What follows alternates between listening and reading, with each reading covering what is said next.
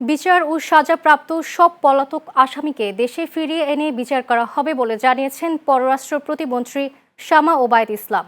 সোমবার সকালে বিমস্টেক নিয়ে আয়োজিত এক সেমিনার শেষে সাংবাদিকদের তিনি বলেন, শুধু সাবেক প্রধানমন্ত্রী শেখ হাসিনা বা সাবেক স্বরাষ্ট্রমন্ত্রী আসাদুজ্জামান খান কামাল নন, ২০২৪ সালের গণঅভ্যুত্থানে মানবতা বিরোধী অপরাধে সাজাপ্রাপ্ত সব আসামিকে দেশে ফিরিয়ে আনতে কূটনৈতিকভাবে সর্বোচ্চ চেষ্টা চালানো হচ্ছে।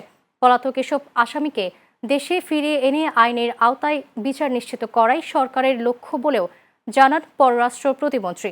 এদিকে জুলাই গণঅভ্যুত্থানের সময় সংঘটিত মানবতা বিরোধী অপরাধের মামলায় মৃত্যুদণ্ডপ্রাপ্ত সাবেক স্বরাষ্ট্রমন্ত্রী আসাদুজ্জামান খান কামালকে ফেরত চেয়ে ভারত সরকারের কাছে আনুষ্ঠানিকভাবে চিঠি দিয়েছে বাংলাদেশ।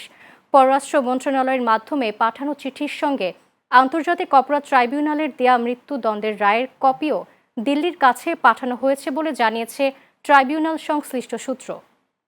আমরা যে চিঠিটা দেওয়ার প্রয়োজন সেটাই আমরা দিয়েছি, এবং এটা আমরা বারবার বলেছি আগেও যে কূটনৈতিক যে কূটনীতিতে যেই নর্মস আছে, যেই প্রোটোকল আছে, সেই প্রোটোকল অনুযায়ী আমরা এক্সট্রাডিশন ট্রিটির অনুযায়ী ওনার আসাদুজ্জামান কামালকে দেশে ফিরিয়ে এনে ওনার বিচারও সম্পন্ন করা হবে, ঠিক যেভাবে শেখ হাসিনা সহ অন্যান্য আসামিদের বিচার হয়।